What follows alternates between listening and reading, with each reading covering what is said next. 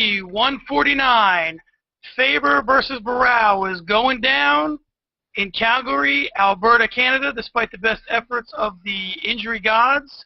You're listening to the Hot Cage podcast. John Franklin, co-editor of the Hot Cage Daily, here with TJ Craig. TJ, what's up? Hey, how's it going? All right, so let's before we get into UFC 149, which is going to be a good card, which has changed significantly since its inception, if you will. Let's go ahead and on the heels of the Strikeforce card, it was a good card, and again, they are afforded the opportunity to put together these good cards. Here's the other shoe that fell on the heels of the Strikeforce card. Anderson Silva wants to fight Luke Rockhold. Why that's problematic for Anderson Silva is it came out. Dave Meltzer will give credit where credit's due, Wrestling Observer, which I'm always weirded out when I hear things from Dave Meltzer because he's a good reporter, but he does some pro wrestling stuff, and I never know what's real and what's fake and what's going on. So anyway, wait a second. Hold on. He reported that there are Strikeforce fighters who are on a protected list who are not able to sign as long as Zuffa is in association with Showtime and they're doing MMA. Those guys cannot sign, can never fight in the UFC. And the people that were on the list allegedly are Luke Rockhold, Gilbert Melendez, and Ronda Rousey. So now Ronda Rousey's not such a big deal because UFC's shown no interest in having a women's division. But and it's come out, Dana White has acknowledged, he said everybody's known this in public domain, which is weird because not everybody knew it, and they were all kind of surprised by it. I think that he knew the inner workings of the deal. I don't know that there's somewhere there's a list on somebody's desk of guys that are protected. They pull their drawer out and there's a list of guys that can't be, I just think that it was a surprise to people. And I think that, what are your thoughts on it? Is it good for Strikeforce? Is it good for MMA? From a business perspective and a fan's perspective, what do you think? We talked about this offline, and I told you that no way that list existed. By no means would that be a great business deal to go in, and at the time, some of your top two fighters in Strikeforce won't be able to move over to UFC. I said, if you're going to buy a company, you want all the assets to come with it, all the great ones and all the bad ones. That's buying a company, and then you shuffle it around, you get rid of some, get rid of the bad, get more good in. So honestly, as a business person, I have no idea how that happened. I don't know how it worked out or who was in charge of it. I'm sure it was above Dana White because I don't think he would make a decision like that because we've seen what UFC and MMA is doing right now all because of him. I don't know how that happened, and I'm very surprised about it. Now, on a fan, I feel the same way about a fan. You can't stronghold somebody, or you don't own the rights of somebody to that extreme where you can't let them go make a living and to support the way of life by cutting them off and not letting them be able to do what they want to do. So I'm kind of disappointed in that. Let me interject here in fairness, and I don't want this to turn into and again as the podcast and the site grows, we're going to be doing some different things. One of the things we're going to do, we talked about earlier, is the Scrum, where we're going to bring other media members in and talk about these kind of issues. And the thing that you and I are going to do when we don't see eye to eye like this is a piece I like to call In Separate Corners, where you'll be in the red corner and I'll be in the blue corner and we'll figure it out. But because we're definitely in separate corners on this one. So, right. But my point to you is, I actually think it's a great business decision, and this is why I say that. I really believe that Strikeforce is an unofficial minor leagues for the UFC. It affords them the opportunity to, quote-unquote, punish someone and send them down to Strikeforce. But I think that you can't have that if you don't have big-name fighters, because nobody's going to watch. This can't just be the retreads. It can't be this guy's not good enough to be in the UFC. There has to be someone worth watching in Strikeforce. There has to be someone that keeps you tuning in. And if Nick Diaz doesn't want to show up for press conferences, Nate Marquardt wants to, do TRT or do whatever he did, or, Anthony Johnson doesn't want to make weight, that's where you send them. And that's that's the purgatory or whatever that you send them to, where they have to then do their penance before they come back to the UFC. But there has to be someone there for them to fight. There has to be a name there. So I actually think it's good, maybe not for the UFC, but it is good for Strikeforce to remain viable. Because if it's like nobody watches the the NBA D League because they don't send guys there on rehab. They just send underdeveloped guys. So there has to be a feeder system, and it just can't be. Right now, the feeder system for the UFC is the Ultimate Fighter. And I think this is another feeder system, and I don't think they would tell you that, but that's what I believe, and I think that it's okay, and I think that, sometimes you just make the deal. If you got to make a deal with Strikeforce to get Alistair Overeem and all the guys that you wanted to do those fights, then you got to say, well, guess what? We don't get Luke Rockhold. It sucks, but we wanted to get Alistair. We didn't think he was going to get popped for PEDs, but he did. At the time we made the deal, that's what we got to do to seal the deal, is to give them Gilbert Melendez and Luke Rockhold, and so be it. So okay, that's that. But moving on, let's go ahead and hit the headlines.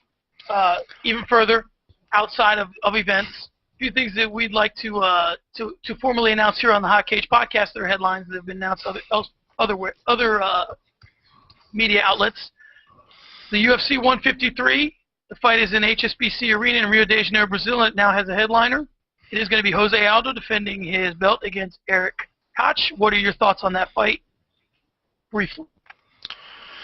Real brief, Aldo in Brazil. That's like not home field advantage or something. Well, didn't he ran into the crowd in Brazil, right? Yeah. It was one of the best moments in the history of UFC. Yeah. I think it's going to be a good matchup. Aldo's tough. I mean, he's got all areas of his game. Everything is pretty much complete. Eric Koch has nothing to lose. He's going to come in. He's a tough individual. And it's going to be, if I have a feeling, it's probably going to be a stand-up game, and who's going to go down first. And I think Koch has enough in his hands that where if he can catch him a couple times, the tides might turn in that fight. But if you want me to pick it right now, I'm going to have to say Jose Aldo in Brazil. I think so, too. And the bigger issue with this fight that I wanted to talk to you briefly, and again, we're going to preview all these fights, so I don't want to get too far into it right now. But if Jose Aldo's fighting Eric Koch right now, is there any way we can avoid Frankie Edgar moving down in weight? I mean, he's kind of getting a little more into it, and I know he wants to get that belt back, but, Jose Aldo's running out of guys. Is he not? Hey, I was a firm believer. Yeah, send him down. You gotta send. That would be a matchup. Oh yeah, you gotta send him down for that one. I mean, Aldo is running out of guys. So I mean, where does he go next? So yeah, I'd really like to see that fight. All right, now okay. So another fight that was announced, which is kind of, these guys are kind of shuffling a little bit, trying to get back on the winning track, is the undercard or the co-headline to John Jones and Dan Henderson at UFC 51 in Mandalay Bay, September 1st. Is going to be Jake Ellenberger against Josh Koscheck. So what are your thoughts on that fight, briefly? Jake, man, have you ever seen anybody who hates to lose more than Jake Ellenberger? No, I mean, honestly, that kid hates to lose. And Josh Koscheck's trying to make a comeback up and get his name reinstated so he can move up and challenge for the belt again. These two guys are, Josh has, you either hate him or you love him, and he even said that a few times. You either love me or you hate me. I don't really care. I like Josh Koscheck. I think he has a good game. I think he's a fighter, and he's exactly where he should be. And with that fight, it's going to be a fight to the end. I think both of those guys got heart, so it's going to be a good matchup. And I think that you do either love him or you hate him, and I think that he would prefer that you hate him, to be honest, because that's what makes him more money. He doesn't mind being the bad guy. He's no different than Chael Sonnen. He's no different than Brock Lesnar. They're polarizing guys. They're paid more because they're polarizing guys.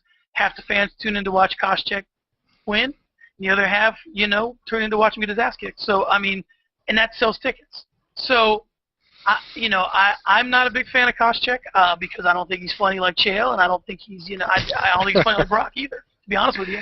I just think that he doesn't quite understand, he just makes a lot of bombastic statements to get attention, and he got straightened out by GSP, and I kind of have a feeling Ellenberger's going to straighten him out too. But that's just me. That's neither here nor there. But what I want to talk about is the main card, or the main fight of that card, which is John Jones and Dan Henderson. And the reason why I want to bring that up to you is I have some quotes for you. that I want to read.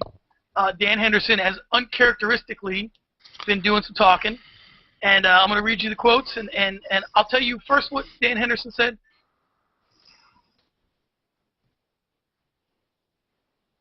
Then what John Jones said, and he's young and sloppy a little bit. He still has a lot to learn technically. My focus is to win every round, not to land the H-bomb. I'll make sure I win every round, and if I hit him good along the way, hopefully it knocks him out. A lot of people who think Jones is unbeatable have never fought before. They see what he's done from the outside. He's done well with his style, but I feel he's never fought anybody like me. My style really goes well against someone like him. I'll never go into a fight or accept a fight if I didn't think I could beat the other guy up. So that's Dan Henderson. Okay, now John Jones. No clue why Dan Henderson decided to be so disrespectful to me leading up to this fight. But it is what it is. I could use the motivation. The dude's done so much for the sport, I'm not even trying to come at him like that. I did enough trash talking with Page and Evans. FYI, Henderson's mouth isn't bothering me at all. I just figured with all his experience, he'd be over stuff like that. So what do you think about what Henderson said? Why do you think he said it? And what do you think about what Jones said? What's wrong with what Henderson said? Because everybody's saying he's John. I mean, you exactly said. I mean, if you're interviewing me and you're asking me about John Jones and I'm fighting John Jones, I'm not going to tell you John Jones is going to whoop my ass in the fight. I'm going to tell you exactly how I plan on beating John Jones. I mean, if that's what he wants to do, if he wants to work it every round and win it and not drop the H-bomb, you know, that's what he's going to do. I don't find anything that he's John or disrespect him in any different way at all. I mean, it's just a statement. I think what it is, and you know, again, the quote got long, and it kind of cleaned it up a little bit towards the end. I think what the media was focusing on is that he called him young and sloppy, and he had a lot to learn technically. Yeah. That's where I think that they had a problem with it. A, do you agree with that statement? And B, do you? I mean, I don't think, and no one as of yet that I've seen has really questioned Jones technically. Right. I mean, he is young. He has still a lot to learn. He's a young fighter, and I wouldn't say he's sloppy, but there's holes in his game that he can round out. I'm sure sloppy was a bad word for Henderson using. You know, Henderson's been in the fight game for a long time, and he's just saying, hey, this guy's young. I think I can get at him, so I'm going to do it. If he gets sloppy, I'm really going to, come at him. Well, you know what I think? To be honest with you, I think that it's just a reaction to these guys are fighters. You know, they're all, alphas. They're all that's all the case. What I think it is how many times do you need to hear you're the next one getting served up to John Jones before you start saying, wait a second, when I hang these up, I'm going into the UFC Hall of Fame. Now, if I don't go into the UFC Hall of Fame, it'll just be because I did a lot of damage in some other organizations. But I'm an MMA Hall of Famer. Let's not forget that. Yeah, this kid's great, but I was knocking kids out in Pride when this dude was, on his JV football team. So I mean, I think that's what it was. He just heard enough of that. You're the next guy to get destroyed by John Jones when he started to just say, "What? Listen, this guy's beat him, right?" Yep. Oh, absolutely. I mean, like I said, Henderson's been in the fight game a long time, and everybody, look at the media. He's sponsored by UFC. I mean, John Jones is the poster child of MMA, and when you hear all that hype, would you not kind of get tired of it? I mean, I have nothing against John Jones, and I think he's a great fighter. I think he's going to be a champion for a long time. It's not his fault of how people are portraying him in the media. The deals he's getting, he's young, he's marketable, so you can't hate the guy for that. I mean, hell, it's a great business move for anybody. Hell, I would have jumped on board if I had an athlete like that. So don't get me wrong here. I think Henderson is getting tired of it. He's tired of the hoopla, and he's going to come in, and I don't believe a statement that he's not going to try and land the H-bomb, because I guarantee you, he's going to try and land that H-bomb. Dude, I've never in my life seen a fight where Henderson didn't load that right up and just walk around looking to drop somebody. I've never seen that where it's not that dude. He's got that arm cocked from the word go. So the only thing I'll say about John Jones that surprised me a little bit in Henderson's statement is that he's not a hype machine. Brandon Vera was a hype machine. Before he'd really done what he needed to do, they were already talking about he's the next big thing. And they did that with Jones too, but he backed it up.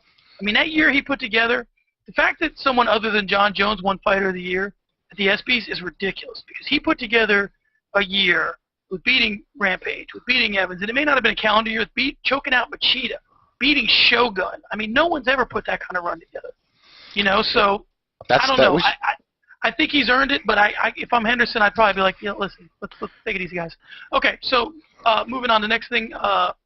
Real quick, Dana White has said that George St. Pierre is on schedule for his unification bout with Carlos Condit at UFC 154. I believe the fight's in November.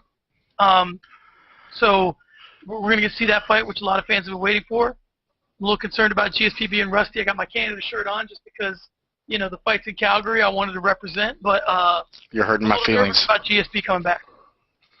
Hey, listen, I lived by Albuquerque a couple of years, and I will have to say Carlos Condit is probably one of my favorite fighters, and I could probably go back when I started watching the WEC, and you can vouch for that.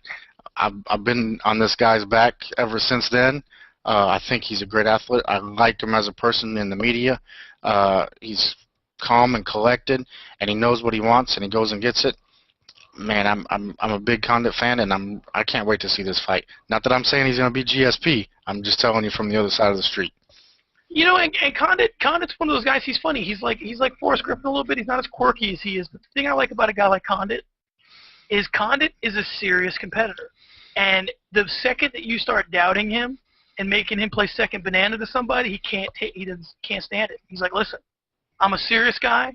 I was a champ in WEC. That's what happened with Nick Diaz. Everybody's like, oh, Condit's just going to go in there and a lot of people disagree with the style he took for Nick Diaz, but it was the style you needed to take to beat Nick Diaz. So I think that he's a really, really serious guy, and I think that everybody just wants to kind of label him this also-ran or this silver medalist, and he's like, no, I got gold medal skills, and you guys need to take me seriously. And Listen, I hate to bring this up, but when you let this happen to you, you have to live with it for the rest of your life. Mike Tyson's always going to have to answer for Buster Douglas, and George St. Pierre is always going to have to answer for Matt Serra. Matt Serra can take out George St. Pierre. Carlos Condit can take out George St. Pierre. And that's all. That's the bottom line right there. You know what I mean?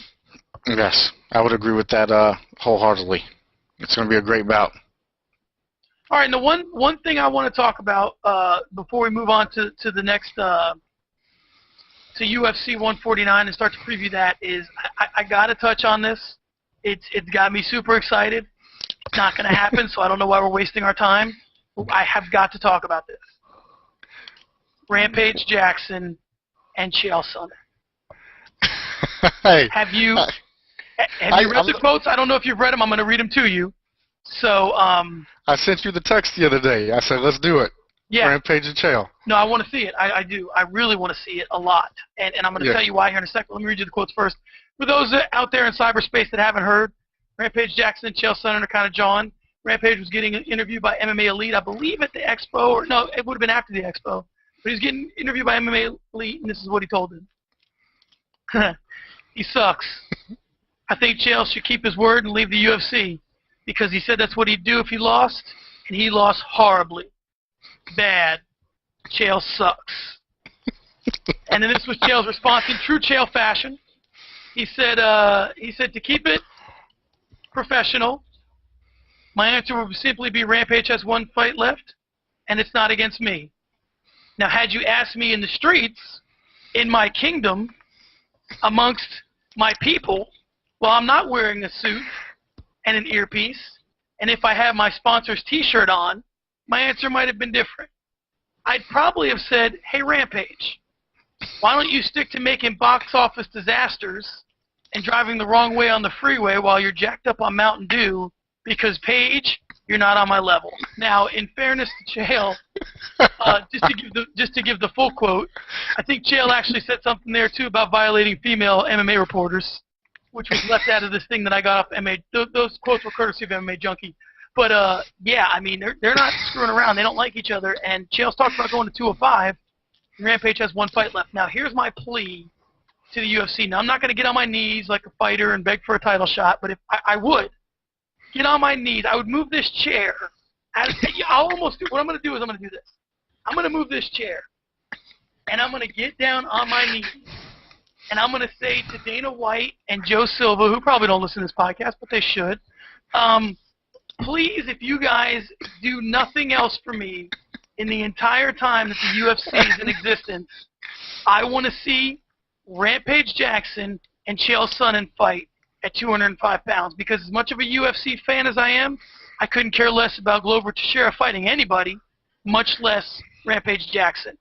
I would pay double the amount of a pay-per-view to watch the pre-fight press conferences with Rampage Jackson and Chael Sonnen. Never mind the fight. Never mind what I would pay for the fight. I would pay double to watch the press conferences. So, yeah. Okay, I mean, what are your thoughts on that fight, as if I even need to ask? But come on, right? I'm right. Am I not? Oh, you were. Yeah, you're so right. I mean, I would love just to have a media day with those two sitting right next to each other for about 3 hours, like a movie. You could play it like a movie and sell tickets. I mean, that would be the best shit-talking press conference that you would ever see in your life. And here's the problem. No one ever gets the drop on Rampage. Chael Sonnen would get the drop on Rampage with shit-talking. And why that matters is because in the few times I've ever seen someone get a little bit in Rampage's head, and that basically is Rashad Evans on The Ultimate Fighter, I mean, this dude's ripping doors off. I mean, Rampage Jackson, you forget, because he's kind of a fun guy, you know, and he's always joking around, that he's got an insane temper, and that's what makes him a great fighter. Like, he's a madman on some level. And Chael Sonnen would drive him bananas. Oh, bananas. Yeah, he would be bringing up the most embarrassing things about him in press conference. I mean, this guy would be putting on a show. Like, Anderson Silva didn't even give him that much meat on the bone, and he still milked it for 4 years almost. Busting Anderson Silva's balls. Rampage Jackson, who motorboated an MMA reporter, Karen Bryant, and who humped a Japanese reporter, who dry humped a Japanese reporter. You're telling me that Chael Sonnen would not go crazy? I love Rampage. And Chael Sonnen would have a blast with Rampage Jackson in pre-fight. They have to do this fight. They have to. We need to start some sort of Twitter campaign or whatever it is. It has to happen. Let's do it. I'm all on board for that. Dude, it would be legendary. Anyway, okay, so let's move on. Let's give this its due and properly introduce it. It is UFC 149. It is happening in Calgary, Alberta, Canada. It's happening tomorrow night. Uriah, the California Kid Faber, is taking on Renan Barao. Renan Barao of the 29-fight winning streak. Uriah Faber of the former WEC champion. How excited are you about this card? I'm excited. You know, it's not the fight I wanted to see, but it's going to live up to the hype. Uriah Faber is on a mission. He wants to win the belt, even though it's an interim belt. He wants to win the belt so he can fight Cruz again and unify it. But I think we might see tomorrow night the best Uriah Faber we've ever seen. I mean, he came in 135. He looked great. I mean, his Team Alpha Male is leveling people. I mean, yeah, I'm excited. Can you tell? I don't know if you can tell because I'm excited. And you should be. And in fairness, and you should be. And here's the thing. There's a lot riding on this, you know. And you and I kind of touched on this in the thing that we wrote up kind of collaboratively for the Hot Cage Daily. Is that this is it for Uriah? I mean, it is in a sense, and you know, and for the fans, of which you and I are both, you know, of those ranks. Why I say that is this: I would much rather see Cruz Faber 3 than Cruz Barao 1. Yep. Because if Cruz wins Cruz Faber 3, I'm gonna see Cruz Barao 1. So I mean, this is huge, and you know, and kind of a thing, and we'll make the article available in long form on Hot Cage Daily tomorrow. But kind of what I put in there is that if you ask fighters about their legacy, they all say the same thing. Not for me to decide, for someone else to decide. and I'll think about all that stuff when I retire. Well, guess what? I completely disagree with that, and this is why. It is for you to decide, and you decide it in the ring. You decide it in the octagon, and if you wait till you're done, then the opportunity is lost. And so Uriah Faber needs to understand the gravity of tomorrow. If he wins this fight tomorrow and goes on to fight Cruz, he's in, he's a legend. Now he's got a good legacy. He does, and he was a huge fighter in the lower weight classes. But tomorrow night is an incredibly huge fight for Uriah Faber's legacy. Yeah, that's like you were talking about the article. I mean, I watched the weigh-in today, and I immediately wrote that article because I am a huge fan of Uriah Faber on many different levels. Since I've been watching WEC, the kid has put the lower weight classes on the map because of his time in the WEC. People like him, and I mentioned Jens Pulver too. That's when you were back then, when you were mentioning smaller people, smaller wrestlers, the weight classes, those guys are the ones who put it on the map. I think his legacy tomorrow will be defined a little bit more, but I think he deserves tomorrow night. And I know, hey, we're just two fans talking this, and people might disagree with us, but deep down, I'm a firm believer good things happen to good people. And tomorrow night, I think he deserves a win. And in fairness, it's not to say Hannah Barrao's not a good person, but I get where you're going with it. Yeah. It's that you're right. Uriah has put himself in position, and he has, much in the same way Randy Couture did. I mean, he did all the right things. He was a huge ambassador. I mean, Uriah Faber, since he's joined the UFC, I've seen more Twitter pictures of that dude on Dana White's private jet. Him and Kenny Florian are like stewardesses on the jet. So, I mean, that's the thing that, they really have done what they need to do in terms of being ambassadors for the sport. But again, Hannah Barao doesn't care about any of that. No. He's going out there to take Uriah Faber's head off. And if Uriah Faber doesn't come in there ready to go, this is his moment, and everything's set up for him to have that moment.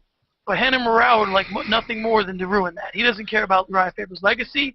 He damn sure don't care about Cruz Faber 3. So, Uriah Faber needs to do what needs to be done. He's handled business, And let me tell you, it's not going to be an easy fight. Don't get me wrong. Hannah Barao is one bad cat in that ring, man. He's a monster. I mean, if you watch some of his other fights, he comes in and he dominates. He's got kicks. He's got takedowns. He's got jiu-jitsu. The guy can fight. He's tough. I'm excited about the fight. It's not going to be no easy fight for either one of them. And I think it's going to be. It could be fight of the night tomorrow night. Could be. Oh, without a doubt, it could be. Neither one of these guys is going to give this up easily. Now, a lot's been made of the Barao win streak. In terms of his last 4 fights, I got a win over Jurgensen, I got a win over Brad Pickett, I got a win over Cole Escovedo, and I got a win over Chris Carriasso. Now the win over Jurgensen was a decision. He submitted Pickett, decision over Escovedo, and he submitted Carriasso. So yes, he has this long winning streak. And again, Dana White said this, and I'll echo his sentiments. You beat that many guys in a row, it doesn't matter what level you're on. That's impressive. The fact that Anderson Silva hasn't lost in 6 years is impressive. It was an interesting quote today. They asked Bisping, just a quick sidebar, they asked Bisping, what do you think about Anderson Silva potentially greasing, up at the last fight? And Bisping goes, he hasn't lost a fight in 6 years, and he's been the champ the whole time. I don't think that's because he greased his chest. So that's very similar to Hannah Barao in this respect. You don't beat that many guys just because they all suck. You're doing some things. You're taking guys out who they train like you. They're coming in there prepared as well. So now in terms of Uriah's recent history with fights, submitted Brian Bowles with the guillotine, lost the decision to Cruz, which some agree with, some disagreed with. Decision over Eddie Wineland, and then rear naked choked Mizugaki, and then lost the decision to Jose Aldo. So that's his last 5 fights. So in terms of opponents, obviously Uriah Faber has been a lot better. So, but again, that doesn't mean anything. That's just the opportunities that Barao had. So I know that your heart's telling you that Uriah Faber is going to take it tomorrow night, but Barao's still the favorite. So how do you think it's going to play out? I don't know. I'm having a hard time because my heart does say go with Faber.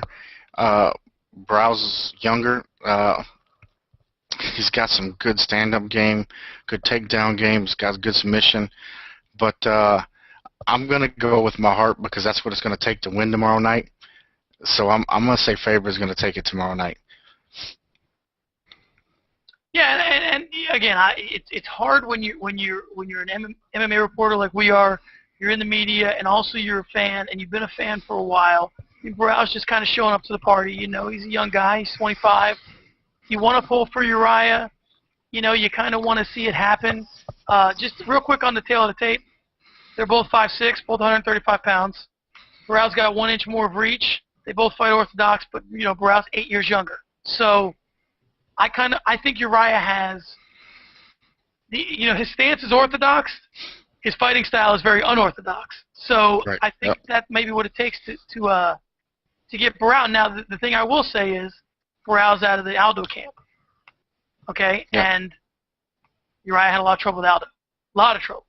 I mean, Aldo kicked that boy's legs until the next day. Remember when we looked at those pictures on Twitter? It looked like somebody took a bat to that kid's thighs. So, do you think Barao has the same skills that Aldo does? Maybe not to that level, but I mean. No, not in that game. No, I think Aldo was a special kid with that stand up and the legs and that game. Barao, I think he's got some hands, but I think honestly, I think if he gets him on the ground, and I think he might let Uriah take him down and try to work a submission from underneath. That's just my thought. And he may. And the thing that I'll give Uriah in terms of getting a takedown is he's always moving for the pass. You know, he never kind of lets it. He never kind of just is content with a takedown. I don't think that he's lazy enough to get sucked into a submission. Not that he's never been submitted, but you know what I'm saying? Right. Yep. All right, let's move on to the next fight. It's Tim Boetsch. You know okay, Tim Boetsch versus Hector Lombard. Let's get to the tail tape a little bit earlier with these guys than we did with the previous fight. Lombard's 5'10", 185 pounds. He's a southpaw, 34 years old. Tim Boetsch, 6 foot, 185 pounds, 74-inch reach. He fights orthodox. He's 31. Now, Boetsch is coming off the huge victory over Yushin Okami, and, you know, Lombard's coming over from Bellator. So what are your thoughts on this fight and how it's played out? Now, I will say this before you start. Watching the weigh-ins today, Hector Lombard was shot out of a goddamn cannon. Like, he looked like he was ready. I wrote a little thing on OctagonOnly.com and our site as well, where I kind of, chronicled the weigh-ins, and I put in my piece that I thought that Lombard was going to knock out Burt Watson walking up the stage. I was like, I think Burt Watson's going to catch a right hook if he doesn't keep those hands up. So, I mean, he was ready to go. And that doesn't mean you're going to win. It's not, Clay Guida's ready to go every weigh-in. That doesn't mean shit. So, what are your thoughts on this fight? I'm interested to see this matchup. Hector Lombard's coming over from Bellator. He dominated Bellator. He's had some great matches. He's what does he have? 2 losses on his record. Yeah. And I think his last loss really was against Musasi back in 2006. Other than that, I mean, he's kind of ran through some people now, but this is the big stage. It's the UFC, and Tim Boetsch is no joke. So these two dudes are going to stand up in front of each other and throw until somebody goes down. And I'm very interested to see his style in the UFC. I want to kind of see how he handles the first-time fight, his nerves. We're going to see a lot in that first couple minutes. If we get to see the first couple minutes, it's going to tell us a lot. I think he has good cage presence. He can work the cage. But on the other side of that, Tim Boetsch he's an animal, man, and that dude has some heavy hands. And I don't know how I can call this fight, but it's going to be a good fight. And and that's the thing. And sometimes the mistake that people make in UFC, and I'll put myself in that category, is that you see a guy and you start to make judgments about who he is as a fighter based on kind of what you're seeing. I mean, Tim Boach is not the most impressive fighter that ever stepped in the octagon. I mean, to me, he looks like, Matt Hasselbeck got a hold of some carbs, over a weekend, and it was a wrap. He started eating breadsticks, breakfast, lunch, and dinner. But, I mean, that guy, Yushin Okami, not somebody that doesn't come ready. And Yushin Okami is legit. I mean, Yushin Okami is problematic for a lot of guys, and Tim Boach ended his night. And the thing I'll say about Hector Lombard, though, is when you look at his record, he's only lost to studs. He lost to Musasi, who's kind of fallen off lately. He lost to Kirigono. I mean, these are guys that are legit guys. So, I mean, he can't control that he's just not getting into the UFC. He was contractually obligated wherever he was. But if you look up and down his record, a lot of ones, man, underneath the round. A lot of KOs. A lot of KOs for punches. Yep. And this guy's going in there to take guys' heads off, and he can't control when he got to the UFC. He's there now. And he wants Anderson Silva, although interestingly enough, he said if he wins, he wants to fight Mark Munoz, and Dana White had the greatest line. He goes, I don't know if Hector Lombard gets Fuel TV, but Mark Munoz just lost to Chris Weidman, so I don't know why he wants to fight him. But it was a funny line and whatever. I don't know why he doesn't want to fight Anderson Silva. I don't know what that's about. But whatever.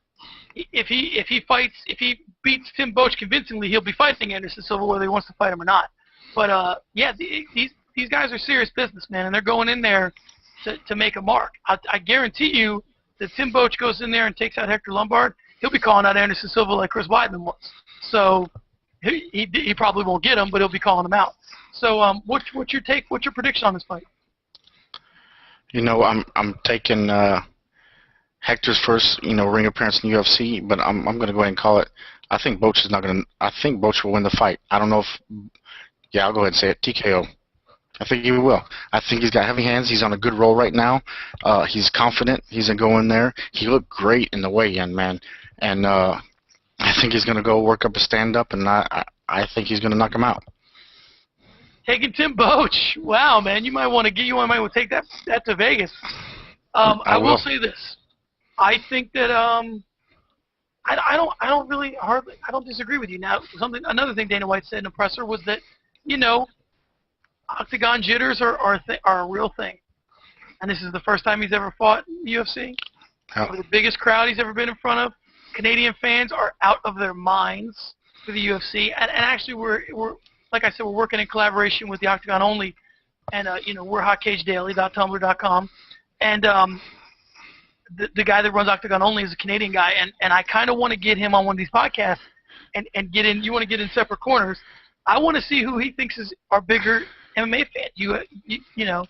Americans or Canadians, because those Canadians, man, they're crazy. I've been to fight. We've both been to fights where there's Canadian guys, and they're pretty serious. So the only reason why I bring that up is Lombard's gonna have a lot to contend with, and I'm gonna go ahead and coin a term right now, as opposed to octagon jitters.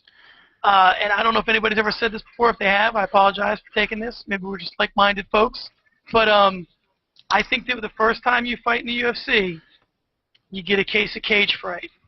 I think that's what I'm going to call it, and that's what I think it is, man. You get in there, and you just don't know what to do. I mean, it's a huge stage, and everybody's watching, and there's a chance that you're about to get embarrassed in front of a lot of people, and it's going to be a big deal. Yep. I would agree. I like that cage fright. I'm going to have to go with that one. All right, let's stick with it. So let's get our the Hot Cage Daily legal team on sewing that up for us. All right, so the last one we're going to take a look at. We might hit the other fights kind of abstractly, but next we're going to talk about Sean Jordan and Czech Congo. Now, on paper, this looks like, why are these guys even fighting? And I want to know what your thoughts are. Should they be fighting? Do we have a Cody McKenzie, Chad Mendes situation on our hands, or do you think that Sean Jordan's a little more serious than that? Well, Jordan coming out of Jackson camp, I mean, do you know any fighter that's ever come out of Jackson camp that wasn't really prepared for a fight? Other than Melvin Gillard, mentally, no. but yeah, no, you're right. They come out, they're ready, man. Jackson gets them going. Yeah, I think it's going to be a true test for Jordan. It's going to be a great matchup. Congo comes to fight.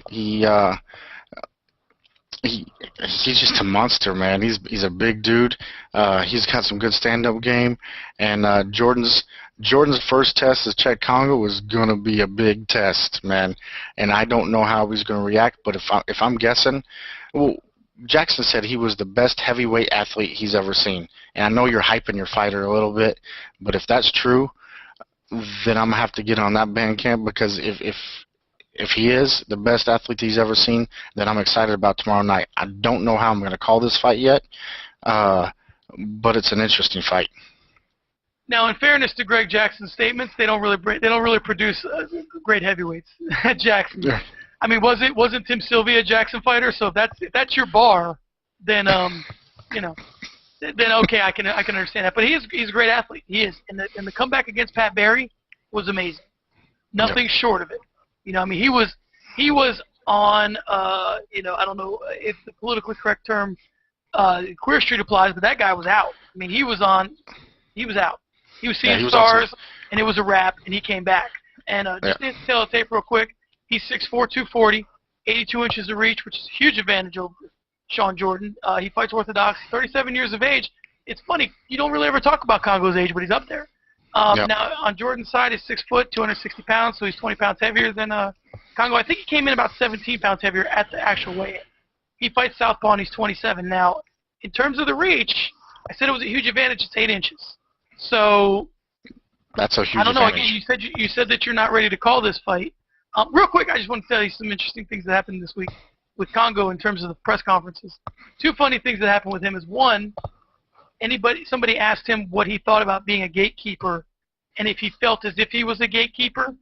And the thing that's kind of running around the internet now is that he maybe thought that was a derogatory term because he was black and he didn't kind of grasp what the gatekeeper thing meant, or maybe he was just offended by being called a gatekeeper. It's not exactly a flattering term, but that was one funny thing that happened. And then I think of because he's French, and one of the French reporters asked him what he thought about maybe moving down to 205 pounds, which he's 240 now. And they were like, since these fighters in heavyweight division are so heavy, if you thought about moving to 205, and he goes, I like food a little too much to go to 205. And I was like, dude, guy weighs 240. You want to get him down to 205? Jesus Christ. So, what do you think about those two statements? That's hilarious. 205. That dude is cut like a brick house, man. I couldn't see him going to 205. He'd have to starve himself for a year. It just wouldn't happen. He'd look like Joey Beltran. Remember when we saw Joey Beltran? And everybody's like, "Who's this? Is this like Jimmy Beltran, his 205-pound brother, or what happened to Joey?" So, all right, exactly. So let me get your thoughts on the fight, aside from the hijinks at the press conference. I'm gonna go with experience in this. Jordan's a young guy coming into this match. I don't know if he's up to the expectation of what Congo is going to bring to the ring. I could be wrong. I'm kind of leaning towards Congo here. Me too. And again, we were there the night that Mike Russo knocked out Todd Duffy. So I mean, anybody can, and Todd Duffy was. Right. Everybody was the night we watched that fight. Everybody was kind of portraying Todd Duffy as this is a really, really cut, super athletic Brock Lesnar. I mean, this he means business. And then Russo just took him out, and Todd Duffy, you never hear from him again. So I think that it'll be interesting. I'm taking Congo as well, just because I think he's legit, and I'm not too impressed with Sean Jordan. But Joe Silva, man, it's Dana White says it all the time. How can you say the guys are outmatched until they fight? Yep. I'll agree with him on that. And Silva knows a hell of a lot more about putting fights together than I do. So from that perspective, I'll give it to him. Now, looking at the rest of this card, is there any other fights that kind of stick out to you that have your interest? From my perspective, I like the Matt Riddle-Chris Clemens fight. I like Nick Ring and Court McGee. And that's about it. Ryan Jimmo and Anthony Parash kind of has my eye a little bit. But what fights kind of have your attention, other than the ones we talked about? The Riddle fight, because those two guys are going to come and bang. I mean, I don't think I've seen a fight that Riddle wasn't in that wasn't a fight. He has a good chin. He loves to bang, and the press conference annex when they're both wearing shades, and it's the coolest. What did he say? What did Rogan say about that? Coolest stare down ever. Yeah, I think these two guys, they love what they do, and it's great. It's going to be a good fight. I think that one could have a knockout of the night or the fight of the night. Yeah, I agree. And those are a couple of guys, man. You get these fights every once in a while. Marcus Davis used to give them to you. These guys could be the next generation of guys. They're just going to go in there and say, it's kill or be killed. Yeah. That some guys are that way. Some guys go in there saying it's kill or be killed. The other one that kind of has me interested is Court McGee and Nick Ring. Obviously, Court McGee looked very legit on the Ultimate Fighter. He won it, and he's looked good. After that, he lost to Costas Philippou most recently, and then Nick Ring lost to Bosch. But Ring's Canadian. He's kind of coming off this kind of weird thing where he was some kind of crime fighter, and everybody's kind of pumped up for him. So you never can tell how guys are going to fight in their own country. But I like this fight a lot. Don't quote me too much on this, but isn't Bret the Hitman Hart walking out with him tomorrow night? That is, I'll absolutely quote you on that. He is being walked out by Bret the Hitman Hart. That has been confirmed by multiple media outlets. He's going to be walked out. How can you pick against him? He's coming against the Hitman, man. I mean, come on. Going back when I was a kid watching wrestling on Saturday nights and watching the Bret the Hitman Hart take out some people, how can you go against him? The only thing that would make it even, and again, the lines between MMA and pro wrestling get blurred sometimes, and I don't want to, believe me, I'm not going to try and engage in doing that.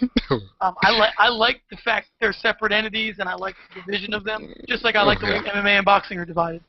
But if Nick Ring put Court McGee in a sharpshooter, I got to be honest with you, that probably would make my night. And if my main card was normal, and Nick Ring dropped a sharpshooter out there, I think I'd have to. The fact that I even remember that Bret Hart did the sharpshooter is, whatever. Hey, that was back when we were kids. That's all the fighting we could watch when we were kids. Yeah, absolutely. So yeah, the card, the card is looking like it's shaping up to be a monster. I mean, it was going to be one of the bigger cards in UFC history, and again, the injury gods have had their way with it. But UFC is stacked with fighters, and they seem to just recover. So, I mean, occasionally we'll get these cards where they're kind of a little under-promised, under-touted. And, unfortunately, again, as Dana White said publicly, some card had to be the card that was after Sonnen and Silva. Something had to be the next one. Right. Somebody has to follow up, whatever. There's got to be a Godfather 2 and all that. So unfortunately, this is the next card. And, I'm looking forward to it too. I agree, me too. So again, just let me get your final thoughts on what you think about this card, how stoked you are, and we'll close this thing out. Based on this card, there's a lot of great matchups in this that can be a lot of good fights. I don't know if anybody's going to really stand out and make the move to a title shot coming out of this fight besides the headliner. But underneath the fights, they're good matchups, and they're going to put on some good fights. I'm interested to see the card tomorrow night, and I think it's going to be worth the money. Yeah, I agree completely, and I think that it is going to be a good card, and I think that the Barao Faber fight was a little bit under. Barao's not a huge name. I mean, he's a serious guy, but he's not a huge name. So I think people were kind of a little down on that. So you got Faber fighting kind of not a nobody. I mean, obviously, but not a lesser known guy. You got Hector Lombard fighting a lesser known guy. You got, I mean, it seems like it's kind of a weirdly stacked deck, but I think it's going to be a big night. I think that we're going to get a lot of clarity on the 185-pound division. Dana White's already said that. So I'll be glued to the post-fight press conference for that. We'll obviously give you coverage of that afterwards. We're going to do our regular stuff afterwards, our post-fight stuff. So, I'm excited for this fight. I know you are. It's going to be a good card, as always. They always deliver. And sometimes, guys on lesser cards are looking to make a name for themselves, so we'll see. And there's always bonuses to be collected, and somebody's got to get them, so they're going to go out and get them. So, That's right. All right, so for TJ Craig, co-editor of the Hot Cage Daily, I'm John Franklin. Keep it glued to the Hot Cage Daily. Our Twitter feed at the Hot Cage Daily. Also, OctagonOnly.com, their Twitter feed at OctagonOnly.com, and we'll see you after the fights. Enjoy them. All right, thanks.